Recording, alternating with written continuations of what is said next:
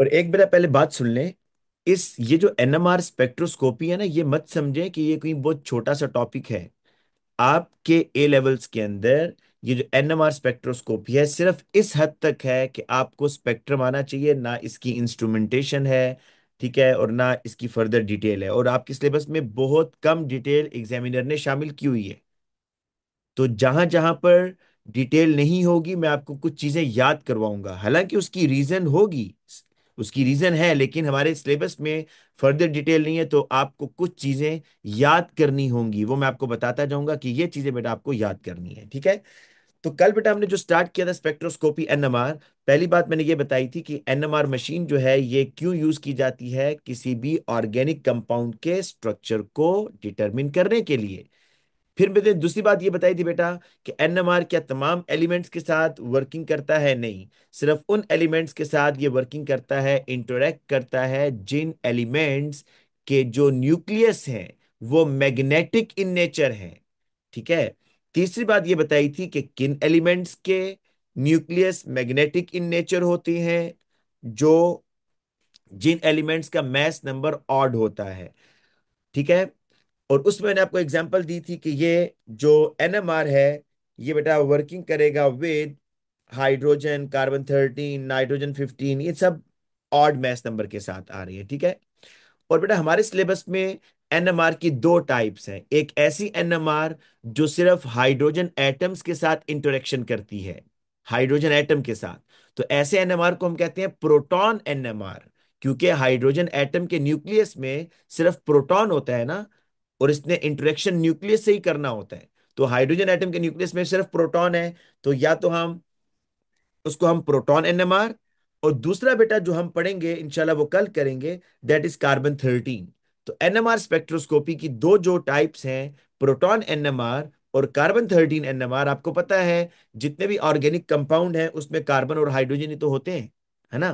तो इसलिए ये जो आपके पास दो एलिमेंट्स हैं प्रोटॉन और कार्बन 13, दोनों के न्यूक्लियाई मैग्नेटिक इन नेचर हैं, तो दोनों एनएमआर के साथ एनएमआर को रिस्पॉन्ड करते हैं। फिर बेटा उसके बाद मैंने ये बताया था, अब हम स्टार्ट करने जा रहे हैं प्रोटॉन एनएमआर। कल की कुछ बातें रिवाइज करवा रहा हूं। मैंने ये कहा था बेटा कि ये जो हाइड्रोजन्स के न्यूक्लियाई हैं ये मैग्नेटिक इन नेचर हैं।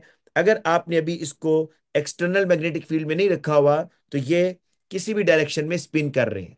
कौन है ये हाइड्रोजन के न्यूक्लियस हैं, जिसके अंदर सिर्फ क्या है, प्रोटॉन है, तो मैं इनको प्रोटॉन भी बोल सकता हूं। लेकिन जब बेटा आप इनको एक्सटर्नल मैग्नेटिक फील्ड में रखेंगे, तो एक्सटर्नल मैग्नेटिक फील्ड इन हाइड्रोजन्स के न्यूक्लियाई को फोर्स करेगा कि वो दो ओरिएंटेशन में से एक ओरिएंटेशन को एडॉप्ट करें। या तो वो हाइड्रोजन्स के न्यूक्लियाई ऐसी ओरिएंटेशन में चले जाएंगे कि उन हाइड्रोजन एटम्स के न्यूक्लियाई की जो मैग्नेटिक फील्ड की डायरेक्शन है वो एक्सटर्नल मैग्नेटिक फील्ड के अकॉर्डिंग अलाइन कर लेंगे। लेकिन कुछ हाइड्रोजन्स के न्यूक्लियाई जो कि मोर एनर्जेटिक होंगे वो हायर लेवल पे चले जाएंगे, और उनके जो मैग्नेटिक फील्ड की डायरेक्शन है वो एक्सटर्नल मैग्नेटिक फील्ड के ऑपोजिट होगी। आप दूसरे अल्फाज में ये भी कह सकते हैं बच्चों कि ये वो हाइड्रोजन्स के न्यूक्लियाई हैं जो कि एंटी क्लॉकवाइज स्पिन कर रहे हैं, और इनकी जो मैग्नेटिक फील्ड जनरेट हो रही है वो एक्सटर्नल मैग्नेटिक फील्ड के ऑपोजिट है।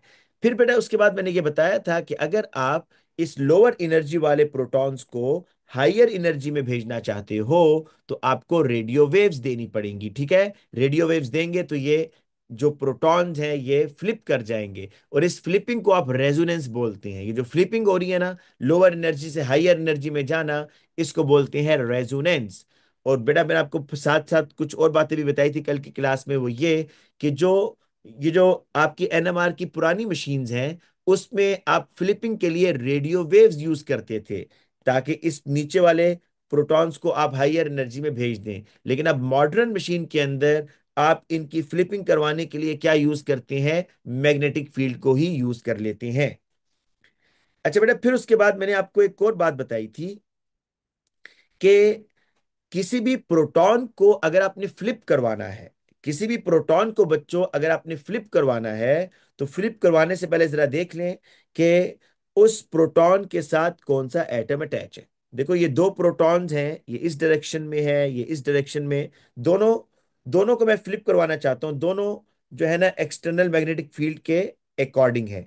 मैं चाहता हूं ये भी हायर एनर्जी में जाए, ये भी हायर एनर्जी में जाए। तो अब मुझे रेडियो वेव्स कहां पर ज्यादा स्ट्रॉन्गर देनी होंगी? तो आपको मैंने ये बताया था बेटा कि इसमें इन्वायरमेंट बहुत मैटर करता है, कि हाइड्रोजन एटम के साथ कौन सा एटम लगा हुआ है। देखो यहां पर ये जो वाई है ना, आपको देखने में लग रहा है कि ये कोई इलेक्ट्रोनेगेटिव एटम है, क्योंकि ये हाइड्रोजन का इलेक्ट्रॉन खींच रहा है, जिसकी वजह से अब जो हाइड्रोजन का न्यूक्लियस है ना बच्चों, वो काफी हद तक एक्सपोज हो गया है। तो क्या होगा इसका रिजल्ट? इसका रिजल्ट बच्चों ये होगा कि आप जैसे ही इनको इसको थोड़ी सी रेडियो वेव दोगे ना, तो ये फ्लिप कर जाएगा, क्योंकि इसका न्यूक्लियस एक्सपोज है ना। यहां पर बच्चों क्या है कि जब हाइड्रोजन किसी ऐसे एटम के साथ अटैच होगा जो कि इलेक्ट्रोनेगेटिव नहीं है, तो अब ये जो हाइड्रोजन है ना बेटा, इसका न्यूक्लियस वो इतना एक्सपोज नहीं है, बल्कि वो शील्ड हुआ हुआ है। किसने शील्ड किया हुआ है? बॉन्डिंग इलेक्ट्रॉन्स ने। तो बेटा इस प्रोटॉन को फ्लिप करवाने के लिए यू नीड ग्रेटर एनर्जी, तो या ग्रेटर स्ट्रेंथ की रेडियो वेव। अब आपको समझ आई कि फ्लिपिंग क्यों करवा रहे हैं? फ्लिपिंग करवाने से आपको पता चल जाता है, अगर एक प्रोटॉन आसानी से फ्लिप हो रहा है, तो आप फौरन गेस करेंगे कि भाई इस प्रोटॉन के साथ कोई इलेक्ट्रोनेगेटिव एटम अटैच है। और अगर कोई प्रोटॉन बहुत मुश्किल से फ्लिप हो रहा है, तो आप कहेंगे कि इस प्रोटॉन के साथ कोई इलेक्ट्रोनेगेटिव एटम नहीं है, बल्कि जो बॉन्डिंग इलेक्ट्रॉन्स हैं उन्होंने हाइड्रोजन के न्यूक्लियाई को बड़ा शील्ड किया हुआ है, जिसकी वजह से इसके लिए ज्यादा स्ट्रेंथ की रेडियो वेव्स आपको देनी होंगी। ठीक है बेटा, यहां तक हम पहुंचे थे। फिर उसके बाद मैंने आपसे कहा था कि स्पेक्ट्रम, इसको स्पेक्ट्रम बोलना है, ग्राफ नहीं बोलना। स्पेक्ट्रम आपको इस तरह का दिखता है बेटा, जिसमें जो हॉरिजॉन्टल स्केल है, हॉरिजॉन्टल स्केल, इसको बोलते हैं केमिकल शिफ्ट। इसमें बेटा मैंने आपको एग्जांपल दी थी, जिस तरह आप इलेक्ट्रोलिसिस के अंदर या इलेक्ट्रोकेमिस्ट्री के अंदर आप कहते थे कि भाई एक वहां पर स्टैंडर्ड हाइड्रोजन इलेक्ट्रोड है जिसकी ई नॉट वैल्यू 0.0 वोल्ट। तो यहां पर भी बेटा आपने एक रेफरेंस यूज करना होगा, TMS, tetra methyl silane. Tetra methyl silane में खास बात बच्चों ये है कि देखो इसके पास 12 प्रोटॉन्स हैं, 12 प्रोटॉन्स। और ये सारे के सारे प्रोटॉन्स ना, इनका सेम इन्वायरमेंट है। सेम इन्वायरमेंट का बच्चों मतलब ये है कि ये, आप अगर एक CH3 को देखो तो तीनों प्रोटॉन कार्बन के साथ, कार्बन सिलिकॉन के साथ, ये तीनों हाइड्रोजन कार्बन के साथ, कार्बन सिलिकॉन के साथ। तो ये 12 के 12 प्रोटॉन्स का इन्वायरमेंट सेम होने का ये मतलब है कि अब इसको अगर आप फ्लिप करवाना चाहते हैं, तो आपको फ्लिप करवाने के लिए एक स्ट्रेंथ की रेडियो वेव्स चाहिए। ये तो नहीं हो सकता ना कि इस प्रोटॉन को फ्लिप करवाने के लिए ज्यादा एनर्जी चाहिए, इसको कम एनर्जी चाहिए, ऐसा तो नहीं होगा ना, क्योंकि एनवायरमेंट सेम है। तो लिहाजा इन 12 के 12। अच्छा, दूसरी बात जो मैं कल तो बताई थी, अभी बताना भूल गया हूं, वो ये कि भाई ये जो रेडियो वेव्स का और जो प्रोटॉन का आपस में इंटरेक्शन हो रहा है ना, रेडियो वेव्स का और प्रोटॉन्स का या न्यूक्लियाइज का, ये जो न्यूक्लियाई का और रेडियो वेव का आपस में इंटरेक्शन है, इस इंटरेक्शन की वजह से पीक जनरेट होती है आपके स्पेक्ट्रम में। तो बच्चों इन 12 प्रोटॉन्स को फ्लिप करवाने के लिए एक ही पीक आएगी, क्योंकि एक ही स्ट्रेंथ की रेडियो वेव चाहिए। और वो पीक हमेशा कहां पर आएगी? 0 पर आएगी। और बाकी जितनी भी पीक्स आएंगे बेटा, वो आपके इस टीएमएस से लेफ्ट साइड पर आएंगी। फिर दूसरी बात मैंने ये बताई थी कि एक पीक अगर 2 पर आ रही है तो इसका क्या मतलब है? तो बच्चों, अगर कोई पीक 2 पर आ रही है, तो इसका मतलब ये होता है कि इस हाइड्रोजन को, ये जो बेटा पीक है ना, ये असल में पीक क्या है? ये रेडियो वेव्स और हाइड्रोजन के न्यूक्लियाई के दरमियान इंटरेक्शन है। तो इन हाइड्रोजन्स को फ्लिप करवाने के लिए आपको 2 मिलियंथ, 2 मिलियंथ पीपीएम है ना, पार्ट्स पर मिलियन, 2 मिलियंथ लेसर स्ट्रेंथ की रेडियो वेव्स रिक्वायर्ड है एज कंपेयर टू टीएमएस। अगर बेटा एक पीक आपकी सपोज यहां पर आ रही है 11.5 पर, तो इसका मतलब यह है बेटा कि इस प्रोटॉन को फ्लिप करवाने के लिए आपको जो एनर्जी देनी पड़ रही है वो 11.5 लेसर स्ट्रेंथ की रेडियो वेव्स रिक्वायर्ड है एज कंपेयर टू टीएमएस। ठीक है बच्चों, यहां तक तो हो गया था कल हमारा काम। अब मैं आपको आज कुछ स्ट्रक्चर पहले बेटा सिखाता हूं, फिर हम आगे चलेंगे। बेटा सबसे पहले आपने देखना होगा कि मैं आपको डिफरेंट स्ट्रक्चर्स दूंगा, आपने ये देखना है इसमें कितने टाइप्स के प्रोटॉन हैं। सबसे पहला स्ट्रक्चर देखो बेटा, स्ट्रक्चर नंबर 1। आपने ना इन्वायरमेंट बताने हैं कि इसमें कितने डिफरेंट टाइप्स के प्रोटॉन हैं या हाइड्रोजन है। आपके पास है CH3, C double bond O, CH3। बेटा ये एक आपके पास मॉलिक्यूल है, इसको बोलते हैं प्रोपानन। आपने ये बताना है कि इस प्रोपानन में आपके पास वैसे तो नंबर ऑफ प्रोटॉन्स तो 6 हैं, लेकिन मैं इन्वायरमेंट पूछ रहा हूं कि जो कितने टाइप्स के इन्वायरमेंट है। मतलब इन्वायरमेंट का मतलब मैं भी समझा देता हूं दोबारा। पर ये जो हाइड्रोजन है, फिर ये जो हाइड्रोजन है, और फिर ये जो हाइड्रोजन है, ये तीनों हाइड्रोजन किसके साथ अटैच है? कार्बन के साथ ना। तो क्या इन तीनों हाइड्रोजन्स का सेम इन्वायरमेंट है? तीनों हाइड्रोजन्स का सेम इन्वायरमेंट है। अच्छा, ये कार्बन आगे किसके साथ अटैच है भाई? Carbonyl, C double bond O के साथ। और इस C डबल बॉन्ड O के आगे क्या है? दोबारा CH3 लगा हुआ है। तो इसका मतलब ये हुआ बच्चों कि इन तीनों हाइड्रोजन्स का तो इन्वायरमेंट सेम है ना। मतलब कि तीनों हाइड्रोजन कार्बन के साथ हैं, फिर तीनों हाइड्रोजन का कार्बोनाइल के साथ भी सेम डिस्टेंस है, फिर तीनों हाइड्रोजन का मिथाइल के साथ भी सेम डिस्टेंस है। डिस्टेंस देख लिया करें आप।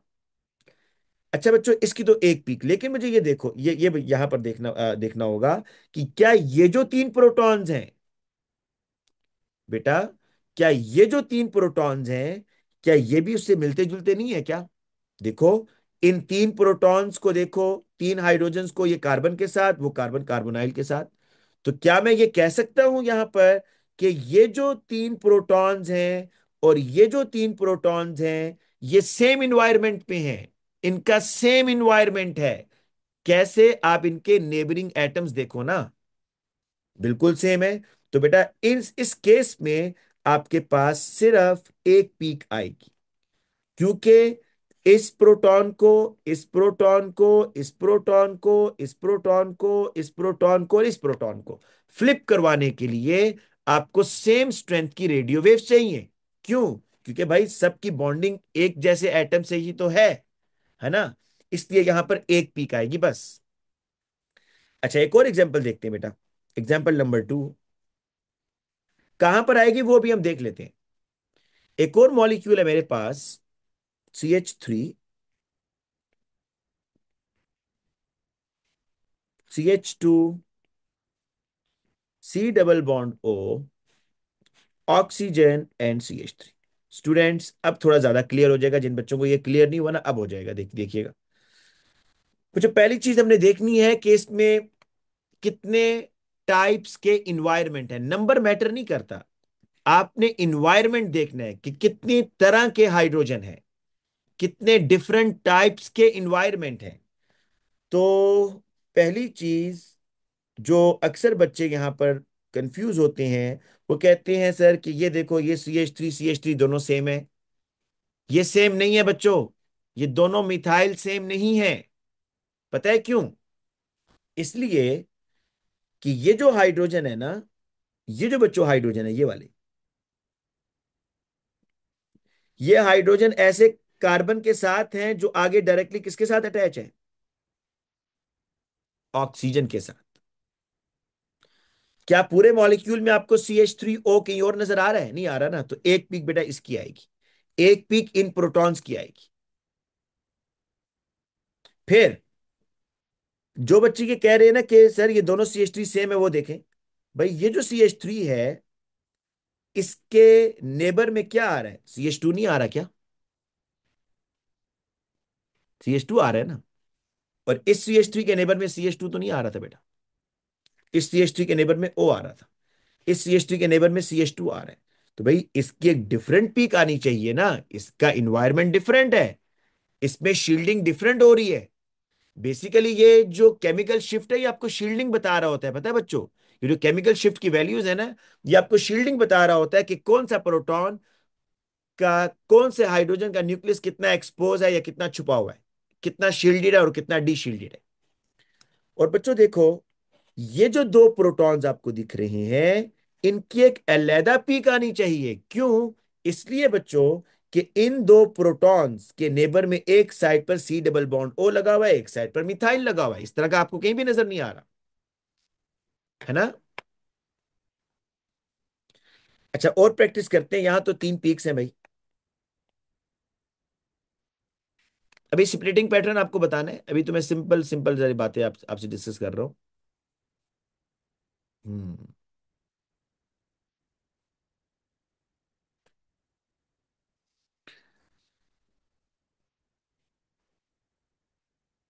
हाँ बेटा, इस तरह करते हैं। आपसे एक एग्जांपल पूछता हूं मैं, बल्कि एक इस तरह का करते हैं। CH,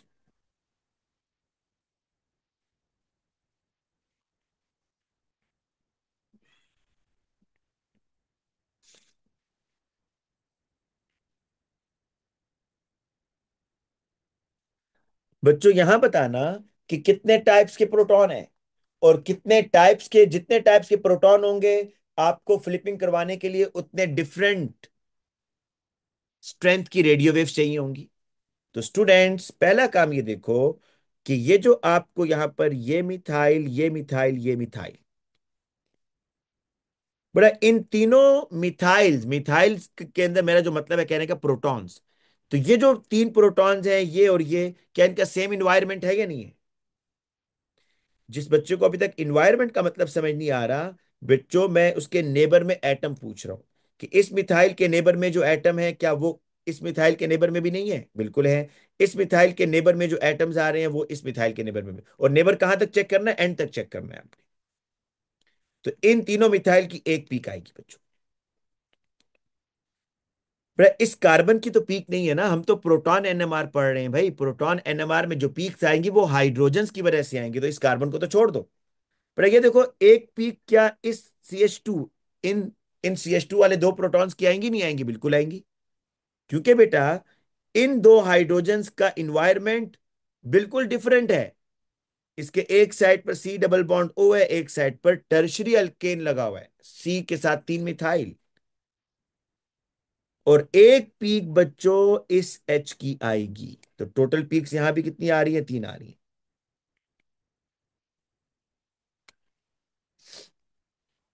अच्छा बच्चों, इस तरह करते हैं। प्रोपानन और प्रोपानल ये दोनों एक दूसरे के आइसोमर भी है ना। C3H6O, ये एक दूसरे के आइसोमर है। CH3 C double bond O, CH3, this is ketone. And CH3CH2 C double bond OH, ये प्रोपानल है, ये प्रोपानन है। प्रोपानन और प्रोपानल बच्चों, प्रोपानन के अंदर देखो, ये तो जो मिथाइल आपको नजर आ रहा है और ये जो दो मिथाइल है, ये सेम इन्वायरमेंट है बच्चों। देखो दोनों का सेम। आप पहले इससे कंपेयर कर लो। इसके एक साइड पर सी डबल बॉन्ड और देन मिथाइल लगा हुआ है, इसके भी एक साइड पर सी डबल बॉन्ड और मिथाइल लगा हुआ है। तो एक पीक। यहां पर बच्चों देखो, इन तीन प्रोटॉन्स की एक पीक आएगी, फिर इसकी एक पीक आएगी, और फिर इसकी एक पीक आएगी। तीन पीक्स आएंगी। ठीक है, अब उम्मीद है आपको ये कुछ ना कुछ समझ आ गया होगा। अब बेटा थोड़ा सा आगे चलते हैं।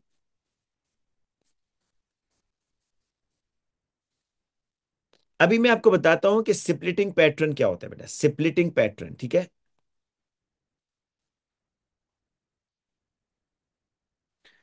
और आपके पास पीक्स कितने टाइप्स की बेटा? आपके पास पीक्स आएंगी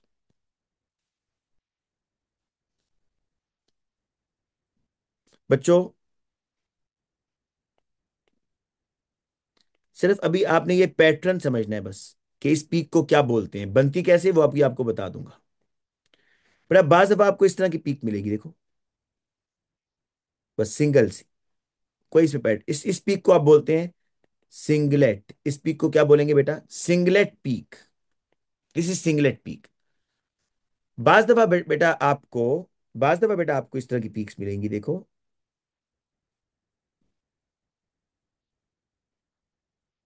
लाइन से भी रिप्रेजेंट करते हैं, इस तरह की भी बना सकते हैं, जो आपको आसान लगता है बेटा। मैं ऐसे बना देता हूं।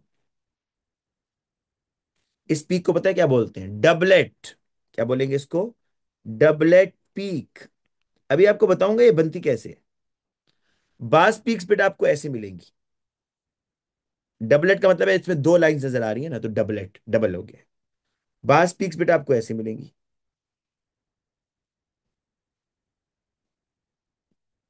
इस पीक को क्या बोलते हैं पता है? इसको बोलते हैं ट्रिपलेट। Triplet peak. बास पीक्स बेटा आपको ऐसे मिलेंगी, देखो।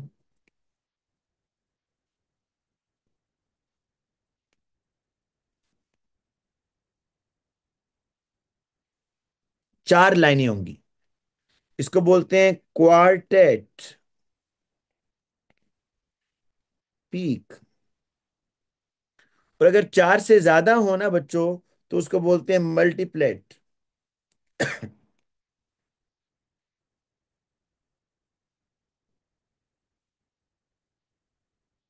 इस तरह अगर आ जाए ना चार से ज्यादा, तो आप यूज करेंगे मल्टीप्लेट। ये क्लस्टर ऑफ पीक्स हैं। ठीक है। अब बेटा हम देखते हैं ये स्प्लिटिंग पैटर्न क्या है।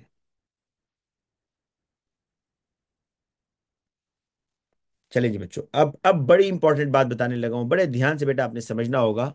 अब इंपॉर्टेंट कॉन्सेप्ट शुरू होने वाला है, ठीक है। ये कॉन्सेप्ट बहुत आसान है, मुश्किल नहीं है, सिर्फ आपको समझना है अच्छे तरीके से। और माइंड में भी आपके क्वेश्चन आएंगे कि स्प्लिटिंग क्यों हो रही है, वो भी बेटा आपको आंसर मिल जाएगा, लेकिन पहले आप ये कॉन्सेप्ट समझेंगे। देखो बच्चों, होता ये है कि ये आपके पास है CH3। ये आपके पास आ रहा है बेटा CH।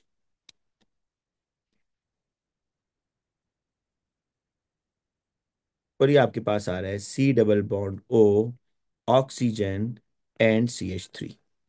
ठीक है। कि ऐसे ही मैंने अपनी तरफ से कोई कंपाउंड बना दिया, ठीक है, इसका नाम ना पूछना शुरू हो जाना कहीं। अब बच्चों देखो, आपको पहले तो देखना है कि इसमें कितनी पीक्स आएंगी। सब बच्चे जरा सोचें कितनी पीक्स आएंगी, कितने डिफरेंट टाइप्स के प्रोटॉन हैं। जो ये वाला है बेटा, ये जो तीन प्रोटॉन है, ये तो सेम एटम के साथ है। लेकिन क्या ये दोनों मिथाइल्स की एक पीक आएगी? नहीं। इस मिथाइल के साथ ऑक्सीजन है, इसकी अलहदा पीक आएगी, इसकी अलहदा आएगी, और इस प्रोटॉन की अलहदा आएगी। तीन पीक्स आएंगी, बिल्कुल ठीक कह रहे हैं। लेकिन बेटा हमने उससे आगे जाना है। ये मुझे बताओ कि बच्चों ये जो तीन प्रोटॉन्स हैं, इसकी आप लोग कह रहे हैं ना कि एक पीक आएगी, है ना? क्यों एक पीक आएगी? इसलिए बच्चों कि इन तीनों हाइड्रोजन्स की जो कनेक्टिविटी है ना कार्बन के साथ, इन तीनों हाइड्रोजन्स का सेम इन्वायरमेंट है। तो इन तीनों हाइड्रोजन्स को फ्लिप करवाने के लिए आपको एक जैसी एनर्जी चाहिए। लेकिन बच्चों होता यह है कि ये जो नेबर में आपको प्रोटॉन दिख रहा है, स्टूडेंट गौर से सुनना है अब। ये जो नेबर में आपको प्रोटॉन दिख रहा है, क्या इस प्रोटॉन की भी मैग्नेटिक फील्ड होगी या नहीं होगी? बेटा इस प्रोटॉन की भी मैग्नेटिक फील्ड होगी या नहीं होगी? होगी ना। और और आपने जो एक्सटर्नल एक मैग्नेटिक फील्ड दी हुई है, ये है। और एक इनकी भी बेटा अपनी मैग्नेटिक फील्ड है ना, इनकी भी तो अपनी मैग्नेटिक फील्ड है ना।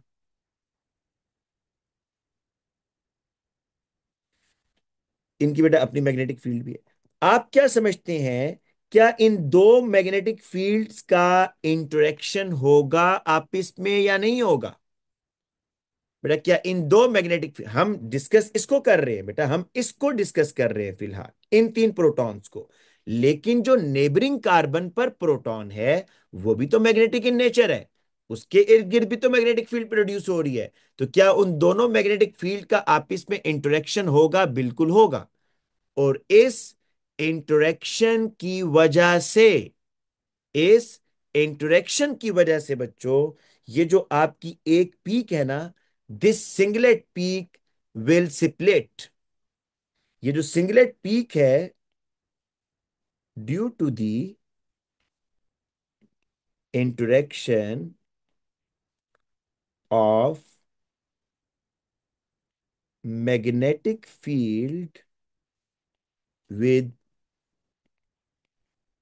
neighboring proton. This singlet peak will further splits. ये सुने भाई, कि ये जो तीन प्रोटॉन्स की पीक बजाय तीन प्रोटॉन्स की वजह से जो एक पीक आ रही थी ना, ये अब फर्दर स्प्लिट होगी। क्यों? क्योंकि ये जो नेबर में प्रोटॉन है उसकी मैग्नेटिक फील्ड का इंटरेक्शन होगा इन येलो हाइड्रोजन्स की मैग्नेटिक फील्ड के साथ। इंटरेक्शन की डिटेल अगर आप चाहेंगे तो आपको बता दूंगा, not the part of your syllabus. लेकिन जो बच्चा ये चाहेगा कि सर मुझे बता दें क्यों हो रहा है, एग्जैक्टली रीजन पीछे क्या है, तो वो बेटा आपको मैं बता दूंगा। लेकिन अभी पहले सिर्फ इंटरेक्शन तक रहे। तो बेटा इस इंटरेक्शन की वजह से अब क्या होने जा रहा है? अब इस इंटरेक्शन की वजह से ये होने जा रहा है कि आपकी एक पीक स्प्लिट होगी कितने में। अब इसके लिए ये रूल है N+1 रूल।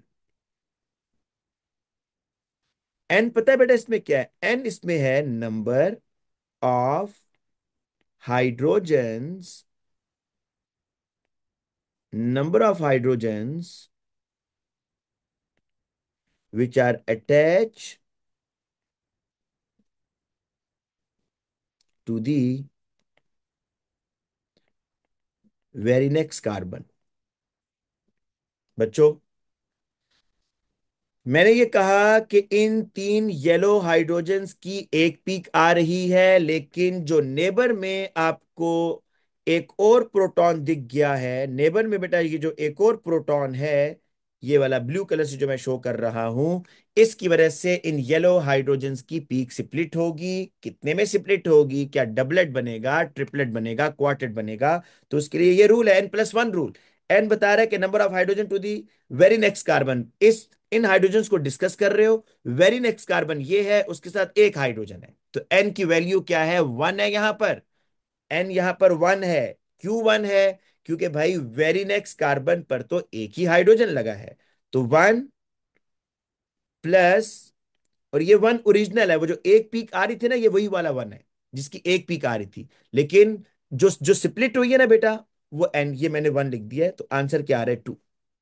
अब बच्चों ये होगा, आपके पास इसकी सिंगलेट पीक नहीं आएगी बल्कि डबलेट आएगी। डबलेट पीक आपको मिलेगी किसकी? इस CH3 की भाई। इससे हमें बड़ा फायदा होता है। इससे हमें फायदा ये होता है कि हमें नेबरिंग कार्बन के साथ हाइड्रोजन पता चल जाते हैं। अभी मैं और एग्जांपल भी कराता हूं। सना बेटा थोड़े से मैसेजिंग कम करें बेटा। अच्छा अब बेटा दोबारा देखें, दोबारा देखें कि आपके पास अब है ये वाला, उसी मॉलिक्यूल को लेता हूं दोबारा।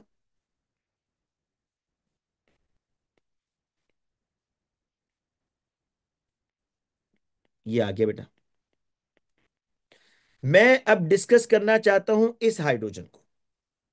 पर इस हाइड्रोजन की कितनी, ये एक डिफरेंट इंवायरमेंट है ना, इसकी एक पीक आएगी भाई। लेकिन आपको बताया कि भाई ये जो राइट लेफ्ट जो कार्बन लगे हुए हैं ना, उस कार्बन के साथ जो प्रोटॉन्स लगे हुए हैं, उनकी वजह से इंटरेक्शन होती है, और इसकी एक पीक फर्दर स्प्लिट होगी। ये जो एक पीक है ना, ये फर्दर स्प्लिट होगी। अब इधर देखो और इधर देखो, दोनों साइड पर देखना है कितने प्रोटॉन है और कितने में स्प्लिट होगी। रूल है N+1 रूल। एन आपके पास बच्चों, एन क्या है? Number of hydrogen to the very next carbon. दोनों साइड पर देखोगे, राइट और लेफ्ट। राइट साइड पर तो कोई नहीं है हाइड्रोजन, लेकिन लेफ्ट साइड पर कितने हैं भाई? कितने हैं लेफ्ट साइड पर? 3।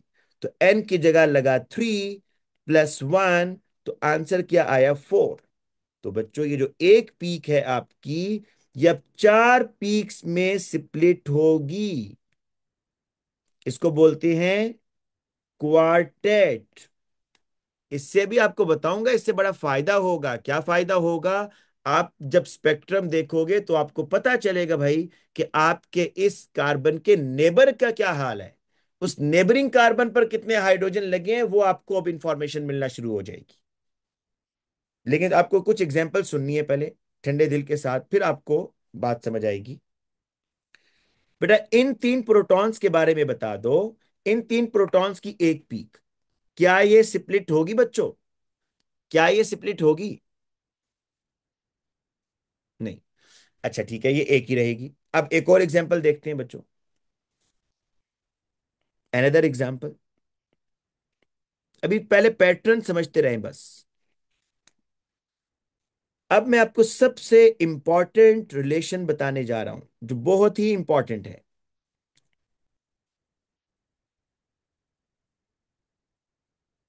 ये लगा देते हैं। पर यहां पर आपके पास पर यहां पर आपके पास कितनी पीक्स आएंगी, कितने टाइप्स की? कितने टाइप्स के एनवायरनमेंट है बच्चों? दो टाइप्स के एनवायरनमेंट है ना बच्चों यहां पर। दो टाइप्स के हैं। एक बेटा ये एनवायरनमेंट है, इसको मैं ब्लू कलर से शो करता हूं। एक पीक इन प्रोटॉन्स को फ्लिप करने की वजह से आएगी। दूसरी पीक बेटा इन प्रोटॉन्स को फ्लिप करने की वजह से आएगी, क्योंकि इसका डिफरेंट इन्वायरमेंट है, इसके साथ हेलोजन एटम भी लगा हुआ है, तो डेफिनेटली फर्क पड़ेगा इसकी शील्डिंग पर। दो पीक्स हैं, लेकिन हम तो सेपरेटिंग पैटर्न देख रहे हैं। पहले CH3 को देखते हैं बेटा। इस CH3 की एक पीक, बेटा इसकी एक पीक आएगी, राइट। लेकिन फर्दर कितने में सेपरेट होगी वो देखना है, N+1 रूल। बच्चों आपने नंबर ऑफ हाइड्रोजन चेक करने हैं to the very next carbon. ये है जी वेरी नेक्स्ट कार्बन। इस वेरी नेक्स्ट कार्बन पर देखो कितने हाइड्रोजन्स हैं जो येलो कलर से दिख रहे हैं। वेरी नेक्स्ट कार्बन पर कितने हाइड्रोजन्स हैं? हाइड्रोजन्स कितने हैं बच्चों वेरी नेक्स्ट कार्बन पर? दो हैं। तो N की जगह लिखूंगा मैं 2। N क्या बताता है? Number of hydrogens to the very next carbon. Number of hydrogen which are attach to the very next carbon. तो 1, तो इसकी एक पीक ओरिजिनल आ रही थी ना, ये वही 1 है। आंसर आया 3। तो इसका मतलब ये हुआ बच्चों, ये एक पीक कितने में स्प्लिट होगी आपकी? 3 में। बच्चों हर एक चीज के पीछे रीजन है। अगर आपको ये जाननी होगी ना कि भाई ये दरमियान वाली पीक क्यों लंबी है और साइड्स वाली क्यों छोटी है, इसकी प्रॉपर रीजन है एक। क्यों स्प्लिटिंग हो रही है उसकी भी रीजन है, लेकिन आपके सिलेबस में नहीं है। तो मेरा नहीं ख्याल कि आपको ऐसी चीजों पर टाइम लगाना चाहिए जो सिलेबस में नहीं है, लेकिन फिर भी बहुत इंटरेस्ट होगा तो मैं बता दूंगा, ठीक है। अच्छा बेटा, अब लेकिन पहले बेटा मुझे ये टॉपिक, पहले बच्चों की इस पे ग्रिप हो जाएगी देन उसके बाद, अभी नहीं। हसन पहले एक दफा ग्रिप पूरी होने दो, बच्चों को स्प्लिटिंग पैटर्न अच्छे तरीके से समझ आ जाए। बेटा ये जो येलो कलर वाले दो हाइड्रोजन हैं, बेटा सारान बार बार N+1 ही रिपीट कर रहा हूं। तो आप कोई एक एग्जांपल अच्छी समझ लो, अभी N+1 दोबारा रिपीट होगा, ठीक है ना। तो अब इसमें समझ लो। बेटा ये जो दो येलो कलर के हाइड्रोजन हैं इनकी एक पीक आएगी ना, क्योंकि दोनों येलो सेम कार्बन के साथ अटैच है, एक पीक आ रही है। लेकिन हम ये चेक करना चाह रहे हैं भाई कि ये जो दो हाइड्रोजन्स हैं, इन दो हाइड्रोजन्स की जो एक पीक है, क्या वो फर्दर स्प्लिट होगी या नहीं होगी? ये चेक करना है हमने। क्यों होगी स्प्लिट? शॉर्टकट आंसर आपको ये दिया है कि भाई ये जो नेबरिंग में कार्बन लगा हुआ है ना, इस कार्बन के साथ जो हाइड्रोजन्स हैं उनकी मैग्नेटिक फील्ड इंटरफेयर करती है येलो हाइड्रोजन्स के साथ, जिसकी वजह से इसकी पीक स्प्लिट होती है। अब वो कितने में स्प्लिट होगी? तो फॉर्मूला है N+1। नहीं फॉर्मूला लगाना चाहते ना लगाओ, आप डायरेक्ट काउंट कर लो। कैसे देखो, मैं काउंट करके बताता हूं पहले। ये इन दो हाइड्रोजन्स की एक पीक आ गई, येलो कलर वाले की। एक माइंड में रखो, एक पीक आ गई, और आगे कितने में जाएगी? 1 के बाद 2 3 4। बस नेक्स्ट राइट लेफ्ट पर हाइड्रोजन काउंट कर लिया करो, वो 1 में ऐड कर दो। राइट लेफ्ट पर जितने हाइड्रोजन लगे हैं ना, वो काउंट करो और उसको 1 में ऐड कर दो। तो ये N वही है भाई, के नंबर ऑफ हाइड्रोजन जो राइट लेफ्ट पर लगे हुए हैं। तो भाई देखो, इन येलो कलर के लेफ्ट साइड पर तीन हाइड्रोजन लगे हुए हैं, तो 3 + 1 4 आ रहा है। 4 का मतलब है कि इसकी जो एक पीक है बच्चों, वो क्वार्टेट में जाएगी।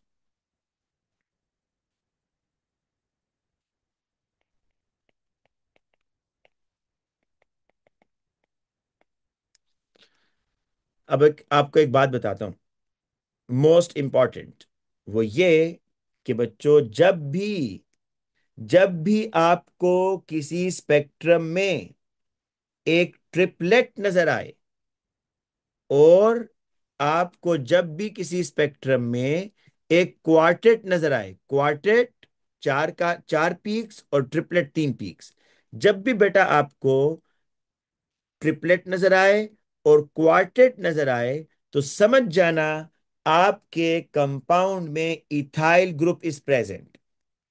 तो मैं यह लिख देता हूं, the presence of triplet and quartet on NMR spectrum tells us that ethyl group is present. Ethyl group is present. अब बेटा देखो बेटा, मैं भी वहां क्वेश्चन नहीं ले रहा, क्वेश्चन मैं थोड़ी देर तक बताऊंगा, क्योंकि अभी बहुत सारी बातें हैं जो मैंने भी बतानी है। ठीक है, अभी सिर्फ आप लोग सुनेंगे, अपने क्वेश्चन नोट करेंगे, क्लास के एंड पर मैं लाजमी आपसे क्वेश्चन सुनूंगा। ठीक है, अभी सिर्फ पहले सुनते जाएं कुछ बातें। अच्छा बच्चों, अगर इस तरह हो, एक प्रैक्टिस के तौर पर करवा रहा हूं आपको ये मैं, मुझे इस हाइड्रोजन के बारे में बताएं बच्चों, कि इस हाइड्रोजन की जो पीक है वो कितने में स्प्लिट होगी। वैसे तो इसकी एक पीक आनी चाहिए ना, एक पीक, और इन दोनों का सेम इन्वायरमेंट है, एक पीक इसकी आनी चाहिए। लेकिन मैं इसकी स्प्लिटिंग पैटर्न देखना चाह रहा हूं बच्चों। देखो, हाँ जी सना, देखा अब आप समझ आ रही है ना, तो इसलिए थोड़ा सा वेट करना है भाई। अब देखो, ये जो एक हाइड्रोजन है ना, इसकी एक पीक आ गई। फॉर्मूला लगाओ, आपको स्प्लिटिंग पैटर्न पता चलेगा। n+1, एन क्या है भाई? एन ये है कि number of hydrogen which are attach to the very next carbon. तो वेरी नेक्स्ट कार्बन ये हैं दो, तो इन दो वेरी नेक्स्ट कार्बन पर देखो, वेरी नेक्स्ट कार्बन पर कितने हाइड्रोजन लगे हुए हैं? 6। तो 6 + 1 7, मतलब क्लस्टर ऑफ पीक्स आएगा भाई, क्लस्टर ऑफ पीक आएगा। 1 1 2 3 4 5 6 7, इसको आप बोलेंगे मल्टीप्लेट। मल्टीप्लेट। अब बेटा मैं जरा आपको कुछ स्पेक्ट्रम की तरफ लेके जाता हूं। बेटा मैंने यहां ये कहा है कि ये इस हाइड्रोजन की ना, ये जो ब्लू कलर वाला है, मैं इसका स्प्लिटिंग पैटर्न देखना चाह रहा था। एक बात तो ये कि इस एक एच की अलहदा पीक आएगी 1, और ये एक पीक फिर कितने में स्प्लिट होगी, ये मैंने देखना था कि ये कितने में स्प्लिट हो रही है बच्चों। तो उसका तरीका क्या है बच्चों स्प्लिटिंग फाइंड आउट करने का? कि आपने देखना है कि ये हाइड्रोजन जिस कार्बन के साथ है ना, उसके नेक्स्ट डोर पर देखो भाई, इसके नेक्स्ट डोर पर कितने कार्बन आ रहे हैं? दो नहीं आ रहे क्या, बताओ? जो डायरेक्टली अटैच हैं, दो आ रहे हैं ना बेटा हसन, दो कार्बन आ रहे हैं भाई। तो उन दोनों कार्बन के हाइड्रोजन को मैंने काउंट किया है, तीन ऊपर है, तीन लेफ्ट साइड पर है, तो टोटल 6 हाइड्रोजन हो गए। पहली बात, अल्फा वगैरह का तो भाई नाम ही नहीं आ लेना, अल्फा तो मैंने नाम नहीं लिया। मैंने ये कहा है, आपने इस तरह देखना है, देखो ये है ना, मैं इसकी बात कर रहा हूं, ठीक है, इस हाइड्रोजन की, इसकी एक पीक है। इसके नेबर में क्या क्या चीजें आ रही हैं, पहले ये बताओ, इसके नेबर में क्या क्या आ रहा है जो इसके साथ डायरेक्टली अटैच है? ये आ रहा है, नेबर में आ रहा है बेटा, ये नेबर में आ रहा है, ये भी नेबर में आ रहा है। लेकिन बी आर की वजह से कोई, ये प्रोटॉन तो नहीं है ना बेटा, तो बी आर को तो निकाल दो। अब बताओ, इस सी एच के नेबर में जो बच्चे, बेटा हसन और सानिया, बेटा इस सी एच के नेबर में कितने कार्बन हैं? मतलब इस सी एच का नेक्स्ट डोर पर दो कार्बन लगे हुए हैं, ये भी कार्बन लगा हुआ है, ये भी कार्बन लगा हुआ है, तो इस CH के साथ दो कार्बन हैं, तो उनके हाइड्रोजन्स काउंट करो ना, वो स्प्लिटिंग कॉज करेंगे। सानिया अब बताइएगा।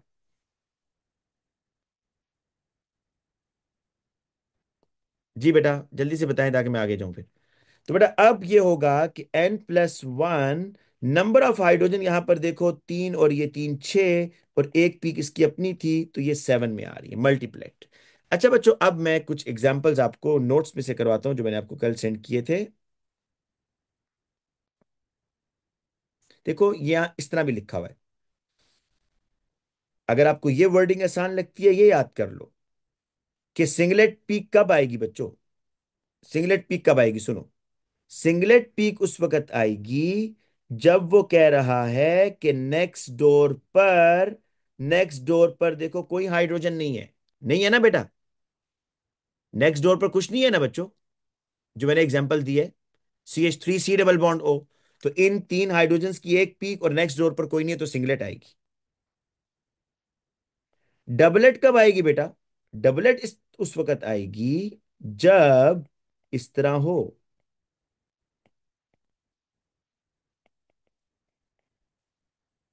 कि मैं अपनी तरफ से मॉलिक्यूल बना रहा हूं, देखो इन दो प्रोटॉन्स की एक पीक ना, नेक्स्ट डोर पर देखो पीछे भी कोई नहीं है, आगे देखो जरा, आगे एक हाइड्रोजन आ रहा है, तो बताओ एक पीक इसकी थी, N+1 है ना बच्चों। तो नेक्स्ट डोर पर CH आ रहा है, देखो कह रहा है अगर नेक्स्ट डोर पर CH आएगा तो डबलेट पीक आएगी, तो ये देखो CH आ रहा है। इस तरह करना है, इस तरह कर लो, तो 1+1 = 2, इसका डबलेट बनेगा बेटा। ठीक है ना। इस तरह ट्रिपलेट आपको बताया हुआ है, क्वार्टेट भी बताया हुआ है।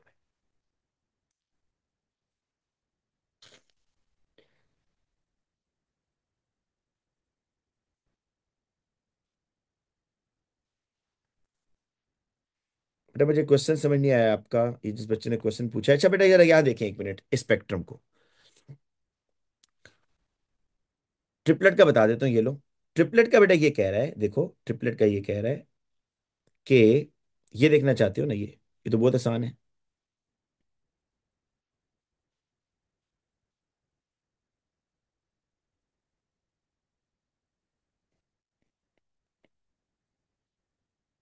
इस तरह कर लेते हैं। अब बेटा अगर आप इसको देखो बच्चों, इसको, इन दो प्रोटॉन्स की वजह से एक पीक आएगी। वेरी नेक्स्ट डोर, पीछे तो कोई नहीं है, अगले कार्बन पर देखो बच्चों, अगले कार्बन पर कितने हैं, अगले कार्बन पर कितने हैं भाई, CH2 है ना। तो कह रहा है अगर वेरी नेक्स्ट डोर पर CH2 लगाओ, तो वही फॉर्मूला लगाओ जरा, N+1। वेरी नेक्स्ट डोर पर कितने हाइड्रोजन लगे हैं, दो, तो N की जगह 2 आ गया। N की जगह 2 आ गया ना, दो हाइड्रोजन ब्लू कलर से शो किए हुए हैं, और 1, तो ये आपका इन प्रोटॉन्स की वजह से ट्रिपलेट आएगा ऐसे। और इसी तरीके से बेटा अगर ये आपके पास आ रहा है CH3, इसकी एक पिक आएगी। ठीक है। अच्छा इसका कर लेते हैं ना, दरमियान वाले का। बेटा इस कार्बन का जरा देखिएगा स्टूडेंट्स, इस कार्बन को जरा बताएं, इसके साथ जो हाइड्रोजन लगे हैं, ये जो बेटा मैंने अभी ब्लू कलर से मार्क किए हैं ना, इन हाइड्रोजन्स की वजह से पीक बताएगा कोई बच्चा कितनी आएंगी।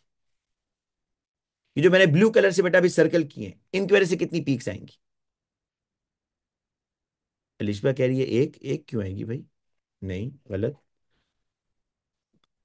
हाँ, देखो बच्चों यहां पर ये होगा काम कि, अगर आप देखो यहां पर कि इसकी ये एक पीक, और N number of hydrogen to the very next carbon, number of hydrogen जरा मैं बेटा यहां मार्क करता हूं, ये 1 2 3 4 5, तो 1+5 ये आपका 6 हो गया, यहां पर मल्टीप्लेट आएगा भाई। ठीक है। तो भी ये प्रैक्टिस करते रहेंगे, ठीक होता जाएगा। ठीक है ना बेटा, बेस्ट तरीका ये है कि आप N+1 रूल लगाओ बस, कोई मुश्किल नहीं है, ये याद करने की जरूरत नहीं है, फिर ये याद नहीं करना आपने, अगर N+1 रूल याद है बस ठीक है, कोई जरूरत नहीं है कुछ याद करने की। अब मैं आपको एक चीज याद कराता हूं ना, देखो ये एक स्पेक्ट्रम है बेटा आपके पास। इस स्पेक्ट्रम में आपने सबसे पहले क्या चीज देखनी होती है, ये बात जरा गौर से सुनना।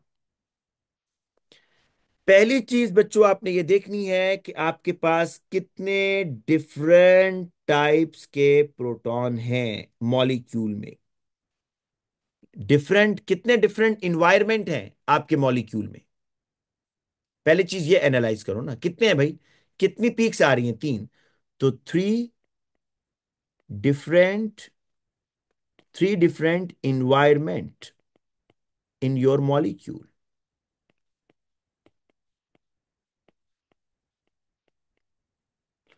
दूसरी बात बच्चों देखो, कि आपको एक मैंने एक चीज बताई थी कि अगर आपका जो स्पेक्ट्रम है उसमें एक ट्रिपलेट हो और उसमें एक क्वार्टेट हो, तो ये क्या बताता है बच्चों, सानिया, इन्वायरमेंट का मतलब तो भाई उसके नेबरिंग में, मतलब कितने डिफरेंट टाइप्स के इन्वायरमेंट हैं।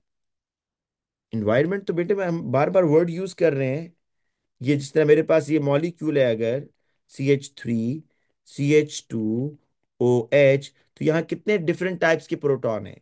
एक टाइप, एक पीक इस प्रोटॉन की वजह से आएगी, एक पीक इस प्रोटॉन की वजह से आएगी, एक पीक इस प्रोटॉन की वजह से। तो three different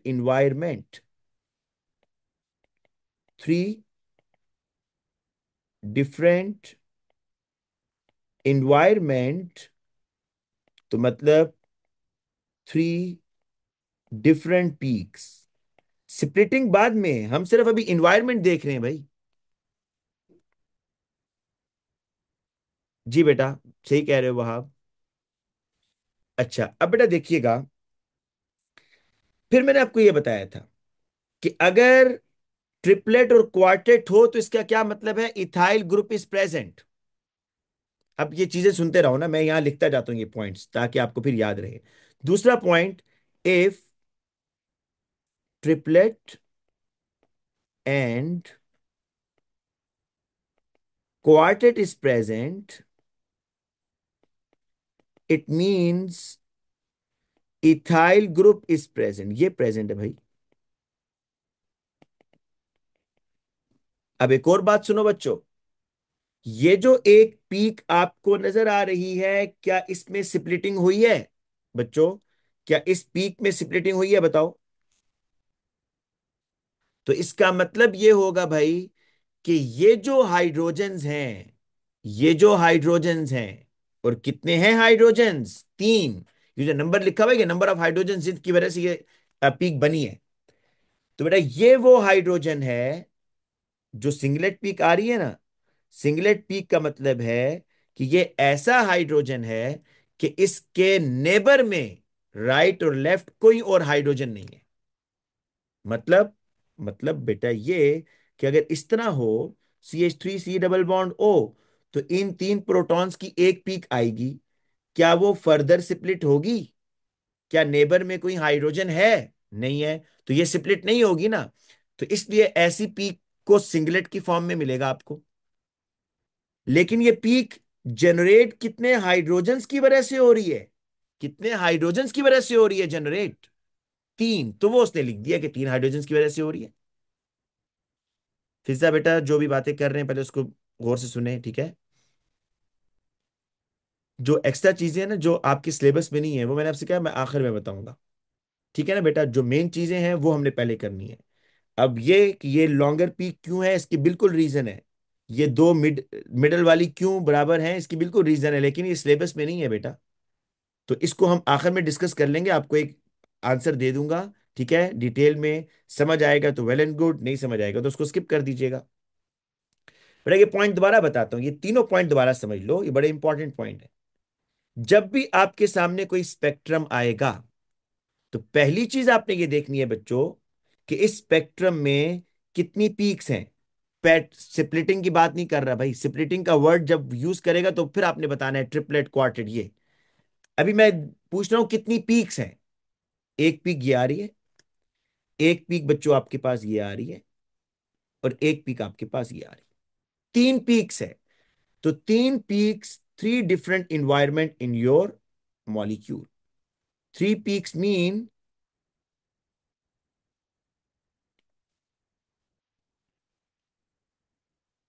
three peak means के three different environment in your molecule. आपके मॉलिक्यूल में तीन डिफरेंट तरह के प्रोटॉन्स हैं। दूसरी बात आपको बच्चों ये बताई कि अगर ट्रिपलेट और क्वार्टेट आपको नजर आ रहा है तो समझ जाइएगा कि यहां पर इथाइल ग्रुप इज प्रेजेंट। और तीसरी बात बेटा, ये सिंगलेट पीक जो आ रही है, तो ये जो हाइड्रोजन्स है ना, इन हाइड्रोजन्स के नेबर में नो हाइड्रोजन इज प्रेजेंट। ठीक है। अब ये इसका आ रहा है बेटा, देखो जरा, ये इस मॉलिक्यूल का दिखाया हुआ है इसने, जरा चेक करो एक मिनट। सिर्फ ये बताओ सिंगलेट किसका आएगा और क्वार्टेट किसका आएगा, ट्रिपलेट किसका आएगा। बेटा ये जो आपके पास CH3 है, इसकी वजह से कौन सी पीक आएगी, जरा गेस करो। सिंगलेट, क्योंकि नेबरिंग में कोई हाइड्रोजन नहीं है, सिंगलेट। बेटा ये CH2, इन दो हाइड्रोजन्स की जो एक पीक होगी वो कितने में स्प्लिट होगी, एक साइड पर काउंट कर लो, चार में, शाबाश। इसका आएगा क्वार्टेट। बेटा ये जो तीन प्रोटॉन्स हैं, इसकी एक पीक है लेकिन नेबरिंग में जो दो है उसकी वजह से फर्दर स्प्लिट होगा, इसका बनेगा ट्रिपलेट। तो एक ट्रिपलेट, एक क्वार्टेट, एक सिंगलेट, यही है ना। तो ये देखो, एक ट्रिपलेट, एक क्वार्टेट, एक सिंगलेट, है ना। आगे चलते हैं। बेटा कुछ बातें भी आपसे डिस्कस करनी है, लेकिन पहले मैं आपको डाटा बुकलेट पढ़वा दूं जरा। ये बेटा, ये आपको रीड करना आना चाहिए, ये क्वेश्चन में गिवन होगा। ठीक है। सबसे पहली चीज, आप ऊपर पढ़ेंगे कि ये प्रोटॉन NMR है या कार्बन 13, तो this is proton NMR, chemical shift values reference to TMS। ये TMS के मुकाबले में आप बता रहे हैं सर। बेटा अगर आपके पास टाइप ऑफ प्रोटॉन, ये है ऐसा प्रोटॉन जो कार्बन के साथ अटैच है, ऐसा प्रोटॉन जो आप कहेंगे क्या किसी और के साथ भी अटैच हो सकता है ना बेटा। प्रोटॉन ऑक्सीजन के साथ भी हो सकता है, प्रोटॉन N के साथ भी हो सकता है, लेकिन अभी हम देखना चाह रहे हैं ऐसे प्रोटॉन को जो कार्बन के साथ अटैच है, उसकी पीक कहां कहां आएगी। तो भाई डिपेंड करता है उसके इन्वायरमेंट में क्या है। जिससे मैंने आपसे नहीं कहा था भाई कि ये Y और H था और X और H था, क्या दोनों को, सॉरी, क्या दोनों को फ्लिप करवाने के लिए सेम एनर्जी चाहिए थी, नहीं ना। क्योंकि जो नेबरिंग है, जो नेबरिंग एटम्स हैं वो मैटर करते हैं। तो यहां पर बेटा देखो, कह रहा है कि अगर इस CH के साथ, ये जो CH है ना बेटा, इसके साथ इन्वायरमेंट में एल्केन ही लगा हुआ है, मतलब कार्बन कार्बन बॉन्ड ही है। मतलब ये जो CH है ना बेटा, CH बॉन्ड, इसके नेक्स्ट डोर पर भी CH3 या CH2 या CH लगा हुआ है, मतलब एल्केन लगा हुआ है। तो पीक आपको किस रेंज में मिलेगी, 0.9 और 1.7 के दरमियान मिलेगी। ये याद नहीं करनी, दिया होगा। एक और बात सुनो, कह रहा है कि जो CH बॉन्ड है ना बेटा, अगर इसके नेबर में, इस अल्काइल के नेबर में क्या लगा हुआ, alkyl next to C double bond O, मतलब इस तरह है बच्चों, ये अल्काइल है ना, ये C डबल बॉन्ड। अगर बेटा इस CH के बिल्कुल नेबर में C डबल बॉन्ड O लगा हुआ है, सिर्फ CH3 नहीं, CH2 भी कह सकते हो आप, इस तरह। यहां आप कुछ और लगा लो, मतलब यहां लगा लो आप सपोज,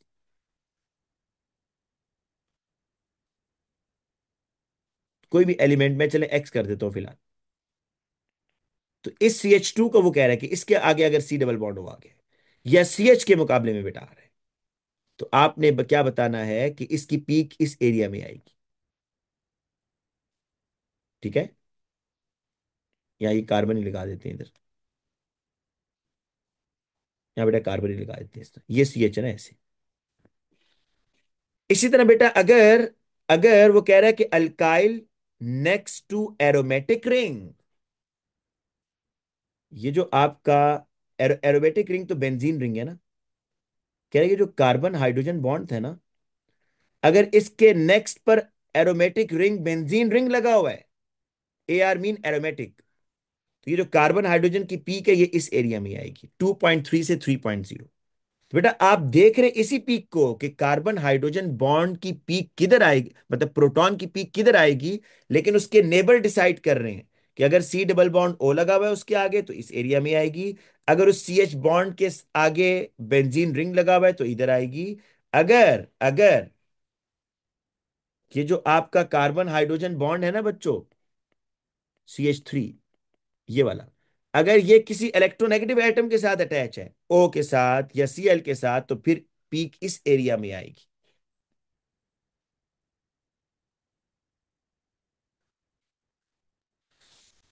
इसी तरीके से बच्चों, अगर आपका सी एच बॉन्ड जो है वो अल्काइन के साथ अटैच है, तो इस एरिया में आएगी। अगर आपका कार्बन हाइड्रोजन बॉन्ड बेंजीन वाला आ रहा है भाई, अगर कार्बन हाइड्रोजन बॉन्ड बेंजीन वाला आ रहा है, तो फिर पीक यहां पर आएगी। अगर आपका जो कार्बन हाइड्रोजन बॉन्ड है वो एल्डिहाइड वाला आ रहा है, तो इधर पीक आएगी। सबसे बड़ी रेंज इसकी है भाई, ये देखो, ये ओ एच कितनी बड़ी रेंज है, 0.5 से 6 के दरमियान। तो बेटा इस तरीके से आपने ये सारा देखना होगा, ठीक है। ये एन एच, इसकी पीक इधर आएगी। तो ये भी बेटा हम थोड़ी सी और प्रैक्टिस कर लेते हैं यहाँ पर। लेकिन कुछ चीजें हैं जो आपको याद करनी है, वो मैं भी आपको बताता हूँ कौन कौन सी चीजें। अच्छा बेटा, ये बेंजीन रिंग का, जो बेंजीन रिंग है ना, ये एक अलहदा से टॉपिक है। लेकिन बेंजीन रिंग का आपसे नहीं पूछेगा वो, क्योंकि हमारे सिलेबस में बेंजीन की डिटेल नहीं है, ठीक है। तो इसकी पीक आपको एग्जामिनर ने खुद ही हिंट दिया होगा कि ये जो मल्टीप्लेट आ रहा है या ये जो पीक आ रही है ये बेंजीन की है, तो इसको आप स्किप करेंगे। अब ये बेटा आपने नोट करना है, ये जो बात मैं अभी बताने जा रहा हूं। ये जो चार फंक्शनल ग्रुप्स है ना, ये जो चार फंक्शनल ग्रुप्स हैं, इनके बारे में आपने याद रखना है क्या, कि ये जो इनके प्रोटॉन्स हैं, एल्डिहाइड का, कार्बोक्सिलिक एसिड का, अल्कोहल का और एमाइन का, क्या याद रखना है इनके बारे में, कि ये जो इनके प्रोटॉन्स है ना बच्चों, ये हमेशा सिंगलेट पीक देंगे। फिर सुने, मैं ये कह रहा हूं कि ये जो फंक्शनल ग्रुप है, एल्डिहाइड, कार्बोक्सिलिक, अल्कोहल, एमाइन, इनके जो प्रोटॉन्स हैं, ये हमेशा सिंगलेट पीक देते हैं। ना बच्चों ये, ना ये अपनी पीक को, अपनी पीक को स्प्लिट होने देते हैं, ना दूसरे की पीक को स्प्लिट करते हैं। ये बात अंडरस्टैंड कर लें, ये याद करनी है, ये फैक्ट है, ये आपको याद रखना है। बिल्कुल इसकी भी रीजन है, लेकिन बेटा आपके सिलेबस में बिल्कुल नहीं है, तो ये रीजन हम यहाँ डिस्कस नहीं करेंगे। अलबत्ता सिर्फ पीक जो है ना स्प्लिटिंग, वो आपको बता दूंगा। ऑल दो वो भी सिलेबस में नहीं है, लेकिन वो थोड़ा सा हिंट दूंगा। लेकिन इसकी जो है ना डिटेलिंग, वो पॉसिबल नहीं होगा इस क्लास में डिस्कस करना। तो आपने बेटा इसको याद रखना है, ठीक है ना, क्या क्या, कि एल्डिहाइड, कार्बोक्सिलिक, अल्कोहल और एमाइंस, इनके जो प्रोटॉन्स हैं, ये हमेशा सिंगलेट पीक देंगे। ना इनकी पीक्स में स्प्लिटिंग आती है, और ना ये अपने से साथ वाले कार्बन के हाइड्रोजन्स में स्प्लिटिंग कॉज करेंगे। आप इनको बस इग्नोर करेंगे, आप कहेंगे इनकी वजह से स्प्लिटिंग नहीं हो सकती, ठीक है ना। अच्छा, अब एक और चीज बेटा, एक और चीज भी देख लो। बाज ऐसे बेटा हमारे पास प्रोटॉन्स हैं, बाज हमारे पास ऐसे प्रोटॉन्स हैं।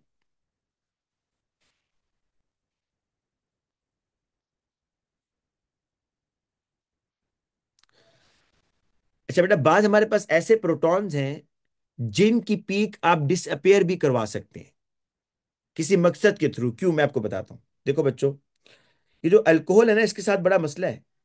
ये जो अल्कोहल है हमारे पास, ये जरा अल्कोहल के बारे में हर चीज को याद नहीं करना, सिर्फ इसको यहां से रीड करना है आपने। कह रहे हैं कि जो अल्कोहल की ओएच पीक आ रही है ना बच्चों,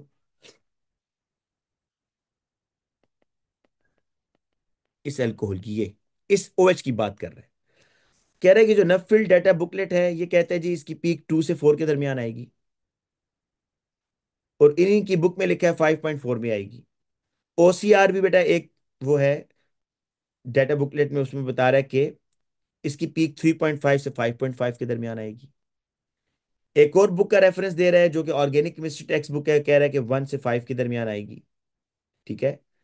but then shows an NMR spectrum for ethanol with peak 6.1। Book में लिखा है 1 से 5 के दरमियान आएगी, रियल में 6.1 पर आ रही है। तो ये प्रॉब्लम आ रहा है ना। ओएच की पीक कह रहा है बड़ी कंफ्यूजिंग है, ओएच की पीक इज वेरी कंफ्यूजिंग। तो बच्चों, इसके लिए हम क्या कर सकते हैं फिर, हम ये करते हैं इसके लिए एक तरीका, कि CH3, CH2OH। इसको ना बेटा हम डिसॉल्व करते हैं D2O। D2O पता है क्या है? ये हैवी वाटर है। Heavy water, deuterium. ड्यूट्रियम है भाई ये, जो हाइड्रोजन का आइसोटोप है 1 2। तो बेटा अब ये ड्यूट्रियम क्या करता है, सुनिएगा, ये ड्यूट्रियम इस H को रिप्लेस कर देगा। किसको रिप्लेस करेगा? इस H को। तो सुनना, CH3, CH2OD, ये बन गया है। बस बेटा ये खत्म हो रहा है, बस थोड़ा सा सुन ले, क्योंकि ये टॉपिक खत्म करके कल पास पेपर करने हैं ना, कल दोबारा ये नहीं करवाऊंगा फिर। तो बच्चों अब मुझे ये बताओ, ये ड्यूट्रियम तो आपका मैग्नेटिक इन नेचर नहीं है ना। ड्यूट्रियम तो मैग्नेटिक नहीं है ना बेटा। तो अब इसकी कितनी पीक्स आएंगी सिर्फ ये बता दो बच्चों, ये बड़ा इंपॉर्टेंट क्वेश्चन है। यहां कितनी पीक्स आ रही थी? 3 पीक्स। लेकिन जब आपने इसको D2O में डिसॉल्व किया बच्चों, तो डी ने क्या किया, इस H को रिप्लेस कर दिया। तो अब एक पीक इसकी वजह से आएगी, एक इसकी वजह से आएगी। अब कितनी पीक्स आएंगी? एक पीक डिसअपेयर हो जाएगी ना। तो आप बच्चों जब दोनों स्पेक्ट्रम्स को कंपेयर करोगे, तो आपको क्या पता नहीं चल जाएगा कि OH की पीक किसकी वजह से आ रही थी? है, पता चल जाएगा ना कि OH की पीक जो डिसअपेयर हुई है वो आपको दिख जाएगी कि हाँ यार पहले पीक यहां थी, अब नहीं आ रही, इसका मतलब है ये पीक OH की है ना। अच्छा, सिर्फ आपको लास्ट चीज ये बतानी है कि वो कौन कौन से ऐसे फंक्शनल ग्रुप हैं, ऐसे कौन कौन से फंक्शनल ग्रुप हैं भाई, जो अपने प्रोटॉन को इस तरह डी के साथ एक्सचेंज करते हैं। ये आपको आना चाहिए बच्चों, ये एग्जाम में पूछता है। ठीक है, तो सुनो। पहला आप कार्बोक्सिलिक एसिड याद रखो। ये जो कार्बोक्सिलिक एसिड है ना, इसको भी आप जब बेटा D2O ड्यूट्रियम में डालेंगे,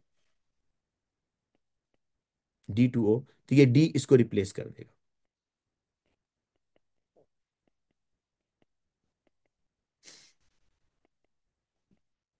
ये देखो बेटा, यहां पर अगर 2 पीक्स आ रही थी बेटा, यहां 2 पीक्स थी, तो अब यहां पर एक ही पीक आएगी बस। इसी तरीके से बच्चों और किसको करता है? अल्कोहल को करता है। तो अल्कोहल भी जरा नोट करें, CH3, CH2OH, D2O। तो ये डी बेटा इस H को रिप्लेस करेगा। तो CH3, CH2OD।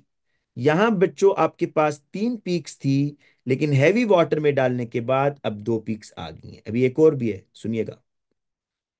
इसी तरह बेटा एमाइंस, एमाइंस भी याद कीजिएगा।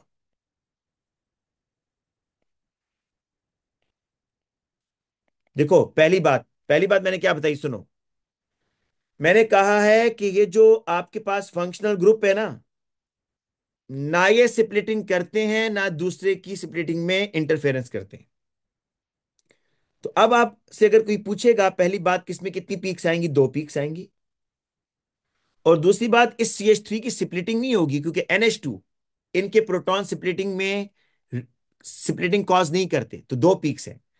और जब बेटा आप इसको D2O में डालोगे, D2O में, तो आपके पास CH3ND, और ये डी बन जाए 1 पीक। तो बच्चों ये आपका कंटेंट अभी पूरा हुआ है। पास पेपर इंशाल्लाह कल करेंगे। और इसमें आपको ये बात मैंने बताई है कि कौन कौन से ऐसे फंक्शनल ग्रुप्स हैं जो कि अपने प्रोटॉन को रिप्लेस कर लेते हैं। वैसे एल्डिहाइड भी है बीच में, ठीक है ना, लेकिन एल्डिहाइड आपके सिलेबस में नहीं है। आप लिखना चाहते हो लिख लो कि जो एल्डिहाइड का C डबल बॉन्ड OH है ना, वो भी ड्यूट्रियम उसको रिप्लेस कर सकता है। एल्डिहाइड का जो ये आ रहे हैं ना बेटा ग्रुप इधर,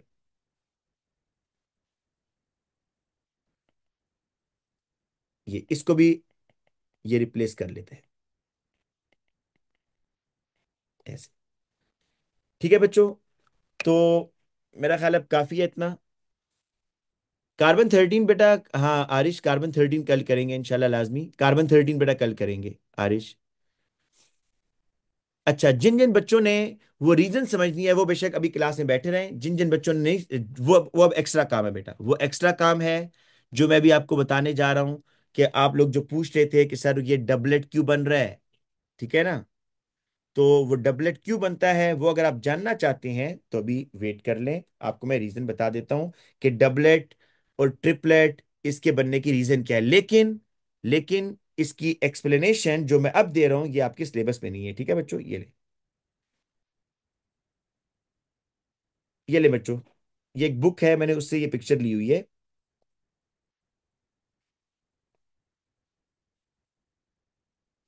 बच्चों सबसे पहले देखो इसको,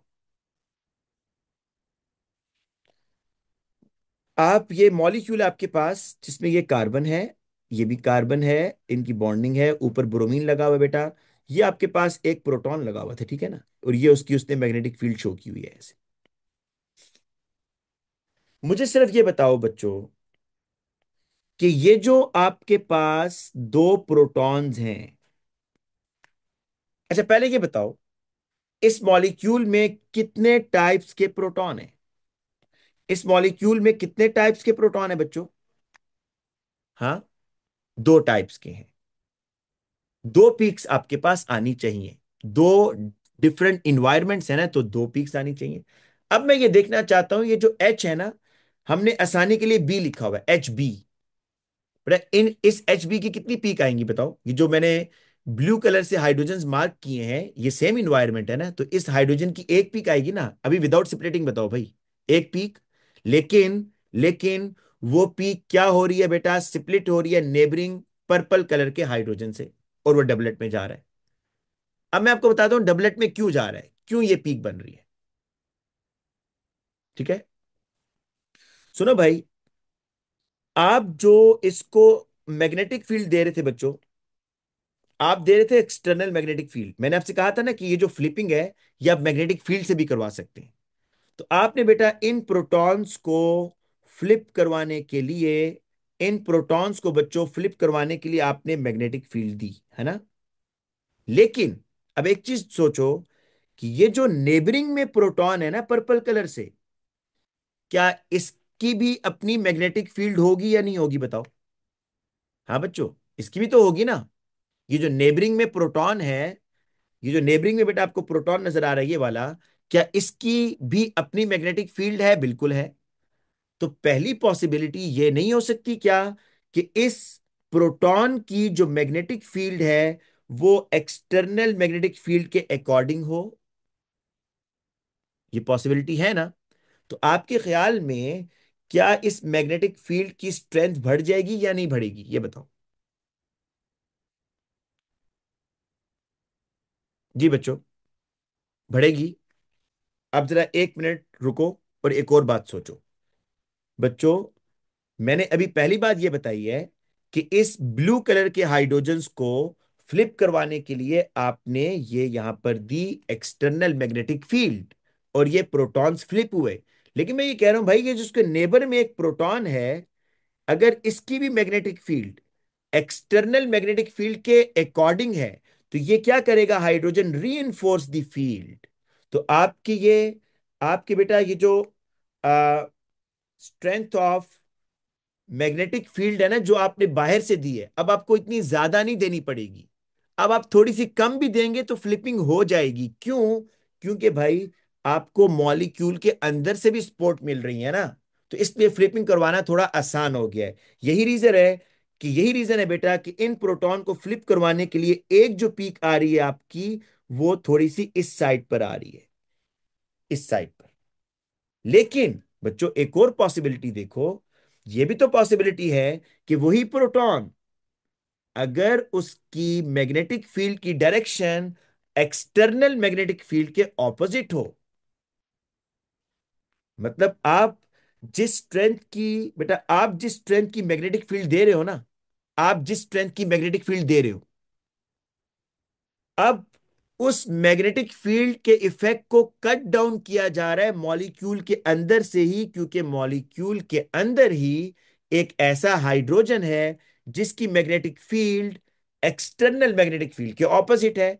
तो भाई अब ये आपको फ्लिपिंग करवाने के लिए थोड़ी सी ज्यादा स्ट्रेंथ की मैग्नेटिक फील्ड चाहिए होगी, जिसकी वजह से आप देखो आपको एक और पीक जो मिल रही है वो टुवर्ड्स टीएमएस मिल रही है। तो आपको दोनों की इक्वल प्रोबेबिलिटी है ना बच्चों, दोनों की प्रोबेबिलिटी तो इक्वल है, तो आप देखें डबलेट में दोनों की हाइट भी बराबर है। अगर ये बात समझ आ गई है तो जी बच्चों बताओ, कुछ आइडिया हुआ इससे? हसान आप पूछ रहे थे बेटा।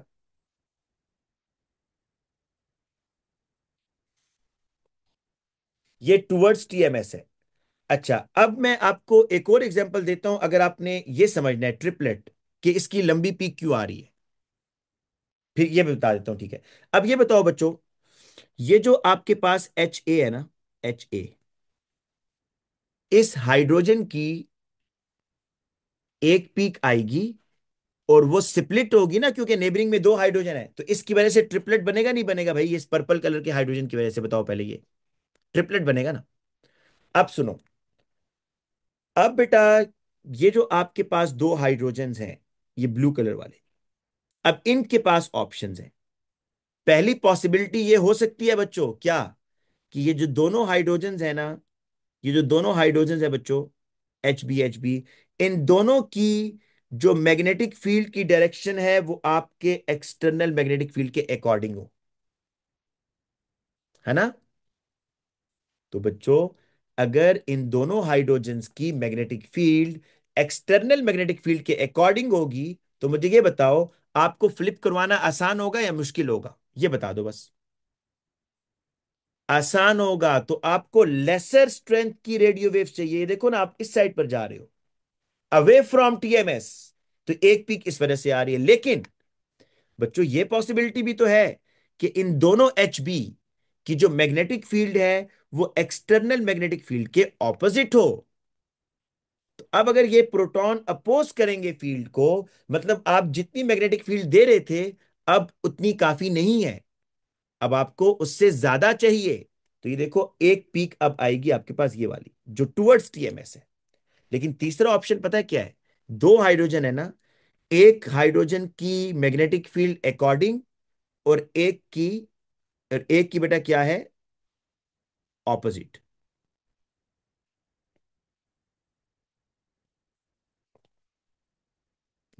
ये देखो बच्चों, क्या हो गया भाई?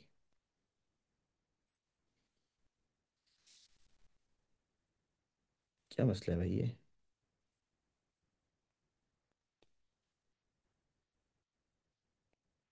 ठीक है बच्चों, अब देखो, ये दो प्रोटॉन थे, तो ये पॉसिबिलिटी भी तो है ना कि एक की अकॉर्डिंग हो एक की ऑपोजिट हो, मतलब पहले वाले की अकॉर्डिंग दूसरे वाले की ऑपोजिट, और दूसरे वाले की ऑपोजिट पहले वाले की अकॉर्डिंग। तो दरमियान वाली पीक लॉन्गर क्यों आती है, इसको समझो अब। भाई दरमियान वाली पीक इसलिए लॉन्गर आ रही है कि उसमें पॉसिबिलिटीज ज्यादा है ना, कि दो हाइड्रोजन हैं, दो में से एक की जो मैग्नेटिक फील्ड की डायरेक्शन है वो एक्सटर्नल मैग्नेटिक फील्ड के अकॉर्डिंग है, और जो दूसरा हाइड्रोजन है उसकी जो मैग्नेटिक फील्ड की डायरेक्शन है वो एक्सटर्नल मैग्नेटिक फील्ड के अकॉर्डिंग नहीं है। तो आपको अब किस स्ट्रेंथ की रेडियो वेव चाहिए भैया? आपको जिस स्ट्रेंथ की चाहिए वो इसके दरमियान में आ रही है, दरमियान, ना बहुत ज्यादा ना बहुत कम। लेकिन ये पीक लॉन्गर क्यों है? क्योंकि भाई इसमें पॉसिबिलिटीज ज्यादा हैं, दो ऑप्शंस हैं। दूसरा ऑप्शन ये है कि आपके पास जो दूसरा हाइड्रोजन है, जो पहला हाइड्रोजन है, उसकी मैग्नेटिक फील्ड ऑपोजिट हो और दूसरे वाले की अकॉर्डिंग हो। ठीक है बेटा? तो अगर ये समझ नहीं भी आया, क्योंकि ये आपके सिलेबस में नहीं है, एक दो बच्चों ने कहा तो मैंने ये बता दिया है, तो कंटेंट बेटा आपका पूरा हो गया है। बाकी इंशाल्लाह कल हम कार्बन 13 करेंगे, देन पास पेपर करेंगे। ठीक है स्टूडेंट्स? तो आज के लिए इतना काफी है स्टूडेंट्स। अल्लाह हाफिज।